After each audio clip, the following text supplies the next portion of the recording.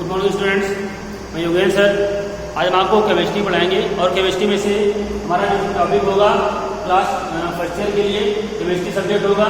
तो चैप्टर होगा आपका एटॉमिक स्ट्रक्चर होगा चैप्टर, और एटॉमिक स्ट्रक्चर के अंतर्गत जो टॉपिक होगा हमारा वो टॉपिक होगा discovery of electrons, protons, neutrons and atomic number. इनकी बात करेंगे आज, ठीक है।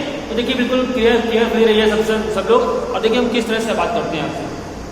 देखिए बेटा, सबसे पहले क्या होता है, जो भी हमारा एटम होता है, एटम में से क्या होता है, एक इलेक्ट्रॉन होता है, प्रोटॉन होता है और होता है न्यूट्रॉन होता है। तो आप सभी जानते होंगे जो एटम्स होता है, एटम्स के इनसाइड में मीन्स न्यूक्लियस के अंदर जो होता है, न्यूक्लियस में क्या होता है बेटा, आपका होता है प्रोटॉन और न्यूट्रॉन होता है।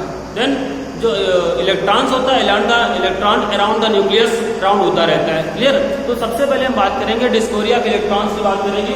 डिस्कवरी ऑफ इलेक्ट्रॉन्स, तो डिस्कवरी ऑफ इलेक्ट्रॉन्स को उसको किस साइंटिस्ट ने डिस्कवर किया था और कौन सा एक्सपेरिमेंट किया था, उस एक्सपेरिमेंट में कौन कौन से ऑपरेटर्स यूज किए थे, उन सभी के बारे में चर्चा करेंगे आज हम आपसे। देखिए सबसे पहले बात करते हैं यहाँ पर जो कैथोड रेज इसी बोलते हैं, डिस्कवरी ऑफ इलेक्ट्रॉन्स इसी बोलते हैं बेटा, कैथोड रेज बोलते हैं, कैथोड रेज, ठीक है। इसको इस ऑपरेटर्स को सेट किया और यहाँ पर कौन सा ऑपरेटर्स, कौन कौन से ऑपरेटर्स यूज किए गए, उनके थ्रू कैसे इसमें से डिस्कवरी हुई इलेक्ट्रॉन की या कैथोड रेज की, वो हम बात करेंगे, ठीक है बेटा। सबसे पहले क्या होता है, इसको डिस्कवर किया था जे थॉमसन ने। इसको डिस्कवर किया था जे थॉमसन बेटा डिस्कवर किया था। कब किया था इसको जे थॉमसन ने? किया था इन्होंने 1897 डिस्कवर किया था। 1897 इसको डिस्कवर किया था। किसने डिस्कवर किया था बेटा? जे थॉमसन ने किया था। अब डिस्कवर कैसे किया था इसको, इसकी बात करें। देखिए सबसे पहले क्या होता है, जे थॉमसन साहब ने क्या किया था, इन्होंने खुद का एक्सपेरिमेंट नहीं किया था। इन्होंने बेटा क्या किया था, विलियम क्रूक्स और जूलियस प्रकर, जो विलियम क्रूक्स थे और जूलियस प्रकर थे, उनका एक एक्सपेरिमेंट था। जो एक्सपेरिमेंट था आपका डिस्चार्ज ट्यूब के अंदर था, डिस्चार्ज ट्यूब के अंतर्गत था। तो उन्होंने डिस्चार्ज ट्यूब में क्या किया था, किस अनुसार किया था, उनके एक्सपेरिमेंट को इन्होंने रिपीट किया था। इसके एक्सपेरिमेंट को विलियम क्रूक्स और जूलियस प्रकर के एक्सपेरिमेंट को जे थॉमसन ने रिपीट किया था, उसका ऑब्जर्वेशन किया और उसके निष्कर्ष निकाले। और देखिए क्या निष्कर्ष निकाला, क्या रिपीट किया, किस तरह से किया, इसकी बात करते हैं। देखिए सबसे पहले क्या किया था जे थॉमसन ने, एक डिस्चार्ज ट्यूब लिया बेटा, एक डिस्चार्ज ट्यूब लिया इस तरह से, और डिस्चार्ज ट्यूब में एक साइड में, वन साइड में इन्होंने लिया बेटा कैथोड लिया था, ठीक है। एंड उसके अपोजिट साइड में क्या लिया बेटा, यहाँ पर लिया था एनोड, ठीक है। एक तरफ लिया था इन्होंने एनोड लिया, एंड सेकेंड राउंड में क्या लिया इन्होंने, सेकेंड टाइम में क्या लिया एनोड और फर्स्ट टाइम कैथोड, दो चीजें ले लिया। इसके बाद क्या किया, इस जो कैथोड को और एनोड को एक दूसरे वायर के माध्यम से इसको आपस में कनेक्ट किया। और कनेक्ट कैसे किया इन्होंने, कनेक्ट किया, यहाँ पर एक बैटरी लगाई, उस बैटरी में से हाई वोल्टेज दिया। उस वोल्टेज कितना है लगभग उसका, वो वोल्टेज लगभग 10,000 वोल्टेज पे इसको रखा। क्लियर। सबसे पहले क्या लिया, डिस्चार्ज ट्यूब लिया, उसमें से एक साइड में रखा कैथोड एंड अनदर साइड में एनोड, और उसको एक डिस्चार्ज ट्यूब को एक दूसरे वायर के माध्यम से हाई वोल्टेज में उसको कनेक्ट किया और बहुत ही लो प्रेशर दिया, ठीक है, लो प्रेशर इसको अटैच कर दिया। अब क्या होता है, इसको एक वैक्यूम पंप से भी अटैच कर दिया, इस ट्यूब को एक वैक्यूम पंप से इसको अटैच कर दिया। अब वैक्यूम पंप से अटैच करने के बाद क्या किया इन्होंने, जब इसको हाई वोल्टेज दिया तो कैथोड से कुछ रेज निकलना स्टार्ट हो जाती है। जो कैथोड से रेज निकलना स्टार्ट होती है वो बिल्कुल स्ट्रेट लाइन जा रही होती है। इस तरह से जो रेज निकल रही होती हैं वो स्ट्रेट लाइन जाती है आपकी रेज, इस तरह से ये।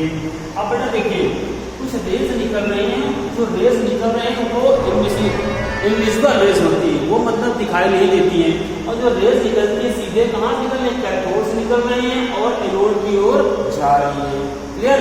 जब कैथोड से रेज इमिट हो रही है, निकल रही है, कैथोड की ओर जा रहे हैं, तो ये कैथोड से निकलने वाले रेज को जे थॉमसन ने क्या नाम दिया बेटा, कैथोड रेज नाम दिया। क्लियर।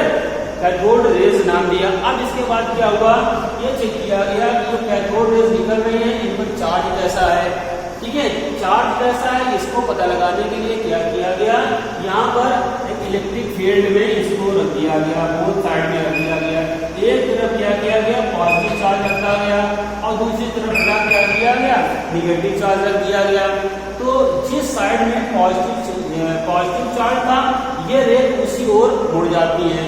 क्लियर, जिस प्लेट पर पॉजिटिव चार्ज होता है कैथोड रे उसी प्लेट की ओर मूव हो जाती हैं, और जब पॉजिटिव प्लेट की ओर मूव हो रही होती हैं तो इनसे ये प्रूव हो जाता है कि जो रेस थी उन पर रेस पर कैसा चार्ज था, निगेटिव चार्ज था।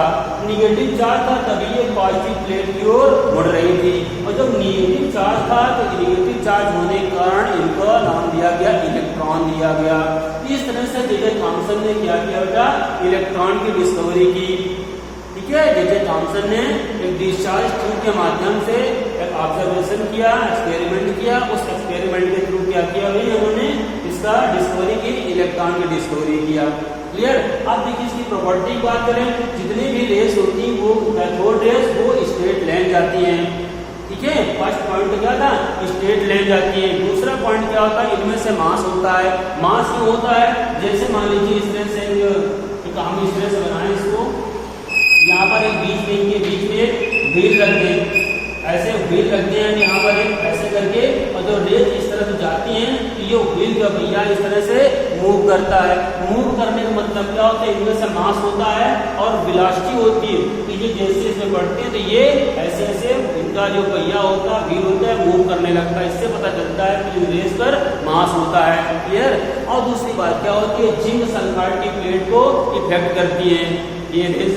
और इसके बाद क्या है भाई, जो रेस होती हैं, जो कांच की ट्यूब होती है, ग्लास ट्यूब पर कलर शो करती, ग्रीन कलर शो करती हैं।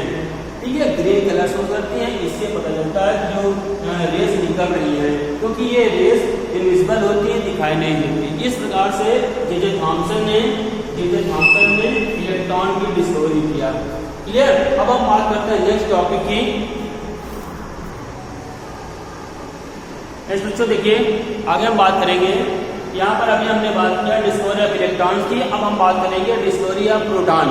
डिस्कवरी ऑफ प्रोटॉन मीन्स कह सकते हैं प्रोटॉन की डिस्कवरी किस तरह से की और किस साइंटिस्ट ने की।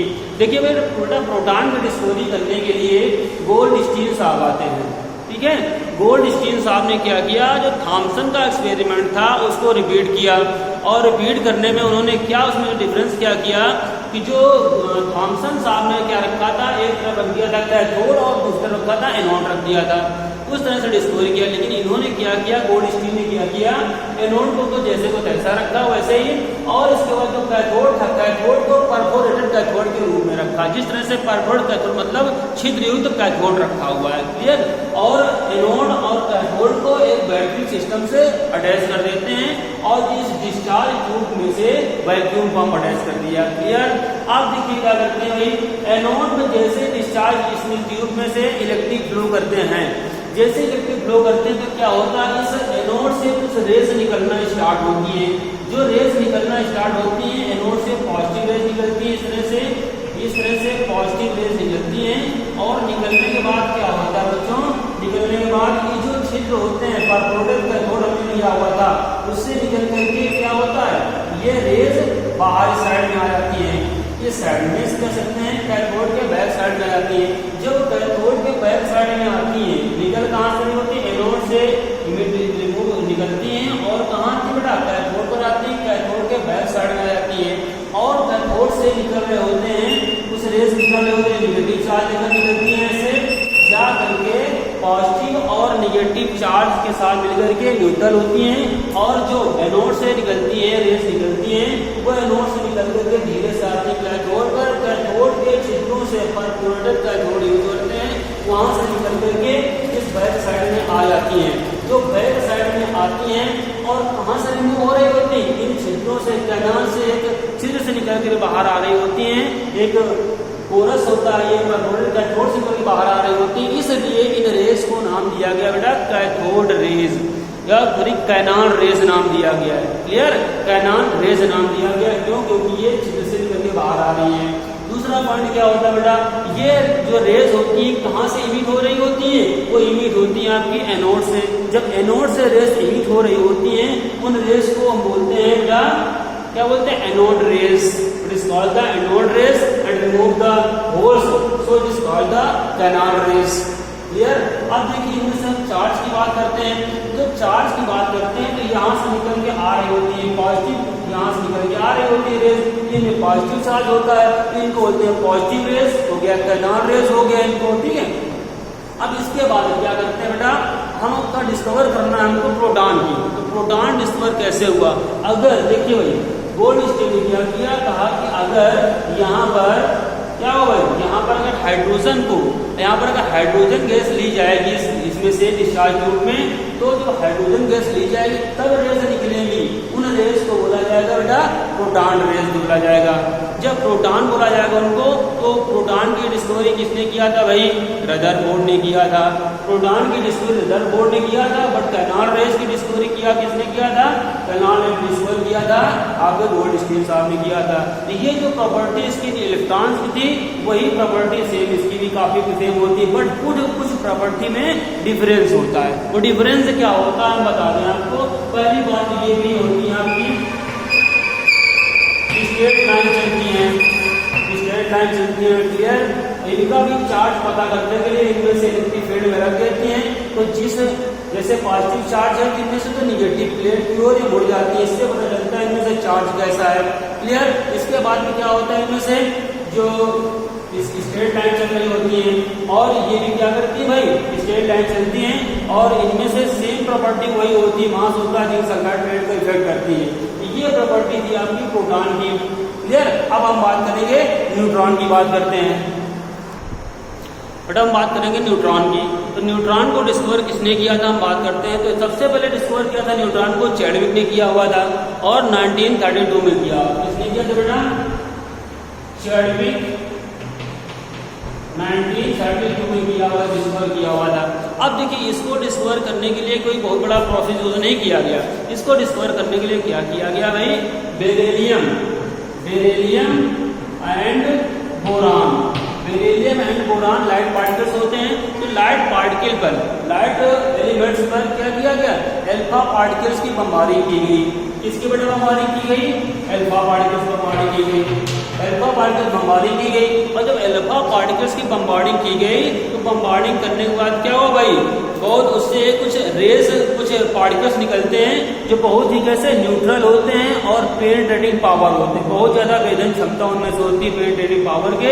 कुछ रेज पार्टिकल्स निकलते हैं, उन पार्टिकल्स को नाम दिया गया बेटा न्यूट्रॉन नाम दिया गया, क्लियर। क्या किया गया, बेरिलियम और बोरान पर अल्फा पार्टिकल बमबारी की जाती है। बमबारी करने के बाद में न्यूट्रल पार्ट्स इमिट होते हैं, न्यूट्रल पार्टिकल्स इमिट होते हैं। उन न्यूट्रल पार्टिकल्स को क्या बोला गया, क्या बेटा, न्यूट्रॉन्स बोला गया। और जो न्यूट्रॉन्स थे उनमें कैसा बेटा, कोई भी चार्ज नहीं था। क्यों चार्ज नहीं था, क्योंकि इनको जैसे मैग्नेटिक फील्ड, इलेक्ट्रिकल फील्ड के अंतर्गत रखते हैं, इनमें से क्या होता है भाई, ये किसी भी तरफ डिफ्लेक्ट नहीं होते हैं, मूव नहीं होते हैं। जब डिफ्लेक्ट की तरफ नहीं होते हैं, इससे क्या पता चलता है, इससे ये पता चलता है कि जो भी न्यूट्रॉन पार्टिकल्स हैं उनमें कोई भी चार्ज नहीं होता है, और ये किसी भी प्लेट की ओर डिफ्लेक्ट नहीं होते हैं। इससे ये प्रूव हो गया कि इनमें से कोई भी चार्ज नहीं होता है, क्लियर बेटा, ये बात है। अब देखिए इनमें से मास की बात की जाए, तो मास की बात, neutron is the fundamental particle which is electrically neutral and have equal mass of the, equal mass to 1.675 into 10⁻⁻27 kg। 1 point कितना मास होता है, 1.675 into 10⁻⁻27, और ये kg, ये स्पेसिस में इतना मास होता है बेटा। इस तरह से ये जो न्यूट्रॉन की डिस्कवरी हो गई। इसकी प्रॉपर्टी की बात की जाए, जो हाइड्रोजन होता है बेटा, जो आइसोटोप हाइड्रोजन है, जैसे 1H1 होता है, हाइड्रोजन होता है बेटा, इसको छोड़ करके कोई भी एक ऐसा एलिमेंट नहीं है जिसमें से न्यूट्रॉन प्रेजेंट ना होते हों। ये जो प्रोटियम बेटा है, 1H1 प्रोटियम होता है, प्रोटियम में से बेटा न्यूट्रॉन नहीं होते हैं, ओनली 1 प्रोटॉन होता है इसमें से, clear. They are not reflected the magnetic field, तो मैग्नेटिक फील्ड में के अंतर्गत रिफ्लेक्ट नहीं होते हैं, so it is the neutral, इनमें से न्यूट्रल चार्ज होता है। They are mass is equal to the of protons, protons इसका मास होता है, and the value of the upon ratio is zero because charge on neutron is the zero, because neutron का चार्ज जो होता है वो जीरो होता है। ठीक है बेटा, ये देखिए न्यूट्रॉन की डिस्कवरी, हमने बात की discovery of electron, proton and neutron discovery. अब बात करते हैं हम किसकी बेटा, अब हम बात करेंगे आपका एटॉमिक नंबर की। 2 मिनट की बात, एटॉमिक नंबर समझ लीजिए अच्छे से क्या होते हैं बेटा।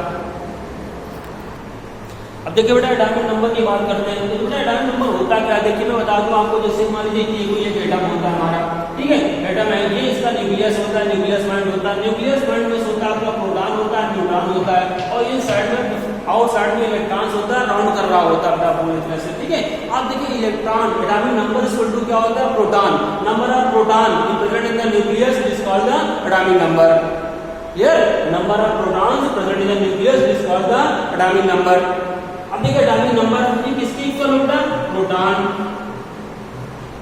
प्रोटॉन इक्वल टू किसके हुआ, एटॉमिक नंबर, एटॉमिक नंबर क्या हुआ है, और प्रोटॉन जो प्रोटॉन है इक्वल टू एटॉमिक नंबर, और इक्वल टू किसके होता है बेटा, ये होता है आपका इलेक्ट्रॉन की इक्वल होता है। तो क्या हुआ, atomic proton equal to atomic number equal to electron, ये तीनों चीजें एक ही बेटा सेम पे होती है। ये एटॉमिक नंबर होता है कोई भी एलिमेंट्स होता है, जैसे मान लीजिए इस तरह से लिखा हुआ है, सपोज हमने लिया हुआ है, तो एटॉमिक नंबर बेटा होता है वो आपका नीचे एटॉमिक नंबर इस तरह से होता है, और ऊपर होता है आपका ये होता है एटॉमिक मास होता है। तो एटॉमिक नंबर ये होता है आपका, और ये होता है आपका एटॉमिक मास, ये एटॉमिक मास होता है। क्लियर।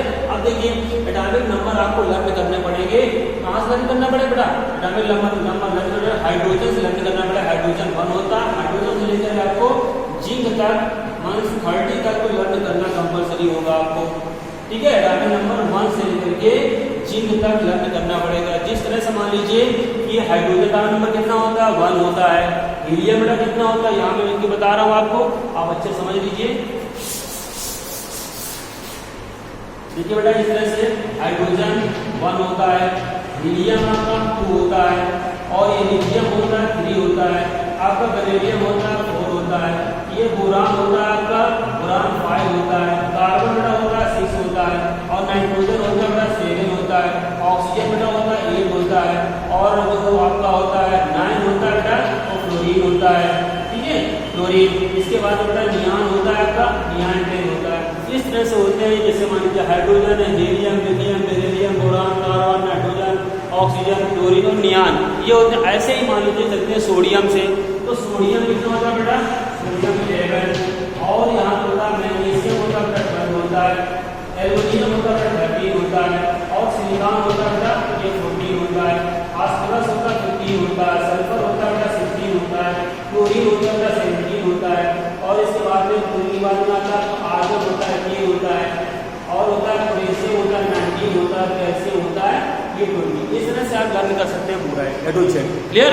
आज हम यहीं तक रुकते हैं, इसके बाद नेक्स्ट वीडियो में फिर से आगे टॉपिक दूसरा निकालते हैं। Okay, have a nice day, good day.